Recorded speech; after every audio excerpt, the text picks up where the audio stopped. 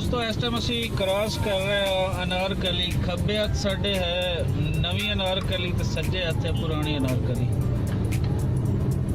ਜਿਸ ਤਰ੍ਹਾਂ ਤੁਹਾਡੇ ਨਾਲ ਵਾਅਦਾ ਕਿ ਤੁਹਾਨੂੰ ਲਾਹੌਰ ਘੁਮਾਵਾਂਗੇ, ਜਿੱਥੇ ਜਿੱਥੇ ਜਾਵਾਂਗੇ ਪੂਰਾ ਏਰੀਆ ਵਿਜ਼ਿਟ ਕਰਾਵਾਂਗੇ, ਸੋ ਉਸੇ ਹੀ ਇੱਕ ਸਿਲਸਿਲੇ ਦੀ ਇਹ ਵੀਡੀਓ ਵੀ ਹੈ। ਅਸੀਂ ਇਸ ਟਾਈਮ ਅਨਾਰਕਲੀ ਤੋਂ ਨਿਕਲ ਰਹੇ ਹਾਂ ਮਾਲ ਰੋਡ ਤੇ, ਔਰ ਸਾਡੇ ਖੱਬੇ ਹੱਥ ਇਸ ਟਾਈਮ ਆ ਰਹੀ ਹੈ ਪਾਕ ਟੀ ਹਾਊਸ, ਮਸ਼ਹੂਰ ਅਦੀਬਾ ਤੇ ਰਾਈਟਰ ਲਿਖਾਰੀਆਂ ਦਾ ਗੜ ਜਿਹੜਾ ਕੁਛ ਇਸ ਦਾ ਨਕਸ਼ਾ ਬਦਲ ਚੁੱਕਾ ਹੈ।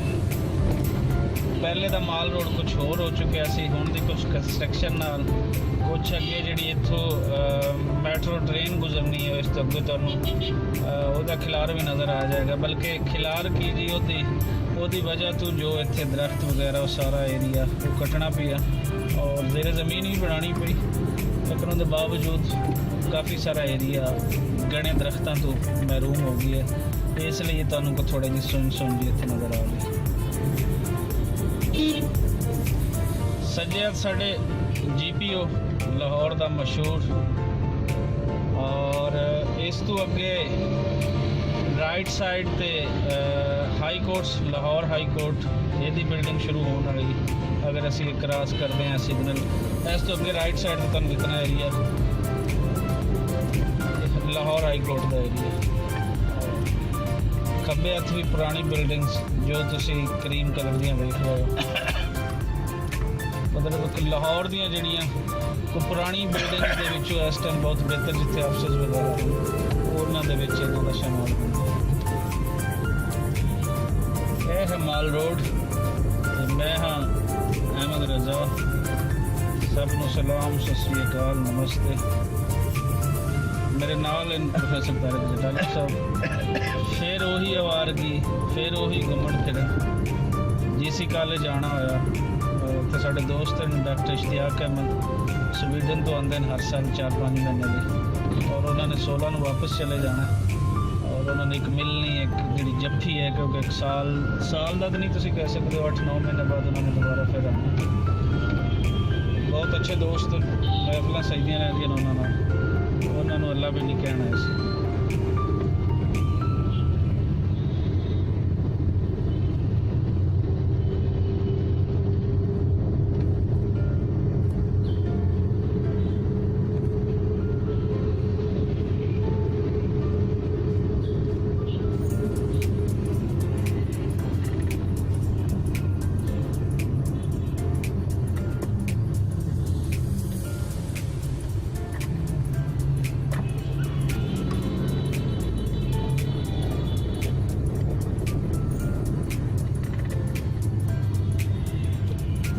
ਖੱਬੇ ਹੱਥ ਸਾਡੇ ਹਾਲ ਰੋਡ ਤੇ ਸੱਜੇ ਪਾਸੇ ਮਸਜਿਦ ਸ਼ੋਦਾ, ਜਿੱਥੋਂ ਦੇ ਤਾਰਿਕ ਸਾਹਿਬ ਦੇ ਕਹਿਣ ਦੇ ਮੁਤਾਬਿਕ ਇੱਥੋਂ ਦੇ ਪਬਲਿਕ ਟਾਇਲਟਸ ਬੜੇ ਸਾਫ਼ ਹਨ। ਔਰ ਸਾਡੇ ਖੱਬੇ ਹੱਥ ਚਮਨ ਆਈਸਕ੍ਰੀਮ, ਮਸ਼ਹੂਰ ਆਈਸਕ੍ਰੀਮ, ਔਰ ਅੱਗੇ ਸਟਾਰਟ ਹੋ ਰਹੀ ਹੈ ਪੈਨੋਰਾਮਾ ਸੈਂਟਰ। ਮਾਲ ਰੋਡ ਲਾਹੌਰ ਦਾ ਤੁਸੀਂ ਕਹਿ ਲਓ ਕਿ ਦਿਲ ਹੈ, ਜਾਨ ਹੈ। ਬੜੀਆਂ ਮਸ਼ਹੂਰ ਬਿਲਡਿੰਗਸ ਇਸ ਤੇ ਹੈ ਔਰ ਇਸ ਦੀ ਖੂਬਸੂਰਤੀ ਵੀ ਕਮਾਲ ਹੁੰਦੀ ਹੈ।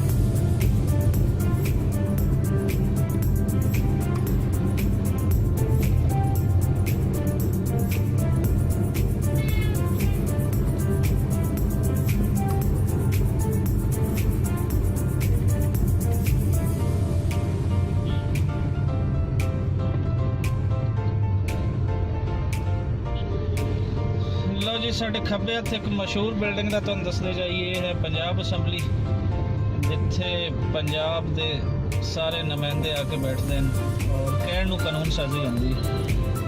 ਲੇਕਿਨ ਪੰਜਾਬੀ ਜ਼ਬਾਨ, ਪੰਜਾਬੀ ਕਲਚਰ ਦੇ ਹੱਕ ਵਾਸਤੇ ਅੱਜ ਇੱਥੇ ਅੱਜ ਤੱਕ ਇੱਕ ਤਰੀਕ ਵੀ ਪਾਸ ਨਹੀਂ, ਕਰਾਰਦਾਦ ਵੀ ਪਾਸ ਇੱਕ ਵੀ ਨਹੀਂ ਹੋਈ।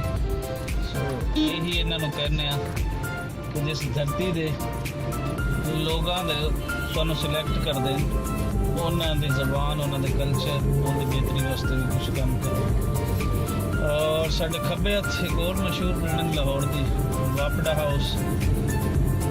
ਇੱਕ ਦੂਸਰੇ ਨਾਲ ਇੱਥੇ ਇਮਾਰਤਾਂ, ਹਰ ਇਮਾਰਤ ਇੱਥੋਂ ਦੀ ਮਸ਼ਹੂਰ ਹੈ। ਜਿਸ ਤਰ੍ਹਾਂ ਹੁਣ ਸਾਡੇ ਸੱਜੇ ਹੱਥ ਚਿੜੀਆਘਰ ਲਾਹੌਰ ਜ਼ੂ, ਬੱਚਿਆਂ ਵਾਸਤੇ ਬੜਾ ਇੰਪੋਰਟੈਂਟ ਏਰੀਆ।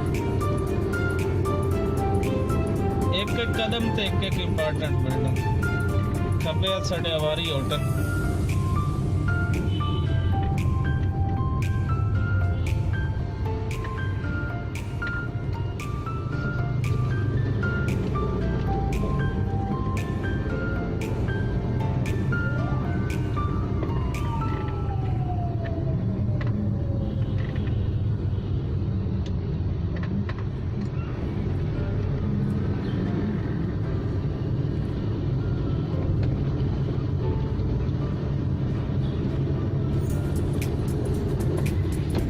खब्बे अलमरा हॉल।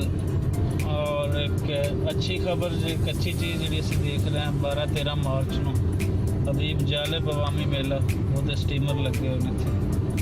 ਅੱਛੀ ਗੱਲ ਹੈ 12-13 ਇਹਦਾ ਮਤਲਬ ਹੈ ਅੱਜ ਤੇ ਕੱਲ ਅੱਜ ਹੋ ਰਹੀ ਹੈ ਸਰ ਸ਼ੁਰੂ ਹੋਏ ਮਾੜਾ ਸ਼ੁਰੂ ਹੈ। ਅੱਛਾ ਕਿ ਇਹਨਾਂ ਦੀ ਬੇਟੀ ਵੀ ਹਬੀਬ ਜਾਲਿਬ ਦੀ ਕਰ ਰਹੀ ਹੈ ਫਿਰ ਕੋਈ ਹੋਰ ਕਰ ਰਹੀ ਹੈ ਉਹਨਾਂ हबीब जालिब ਦੇ ਫਿਰ ਬੇਟੇ ਕਰ ਰਹੇ ਹਨ।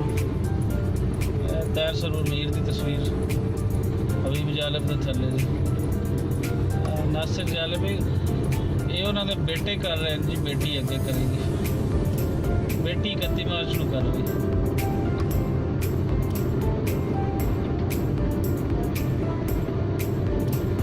यह है माल रोड यह है माल रोड की खूबसूरती। साढ़े सज्जे हथ लारेंस गार्डन बड़ा ही खूबसूरत बाग जितों दरख्तों का एक बड़ा खूबसूरत सिलसिला। और खब्बे हथ जी बिल्डिंग स्टार्ट होगी जी दीवार तो नज़र आ रही है गवर्नर हाउस की।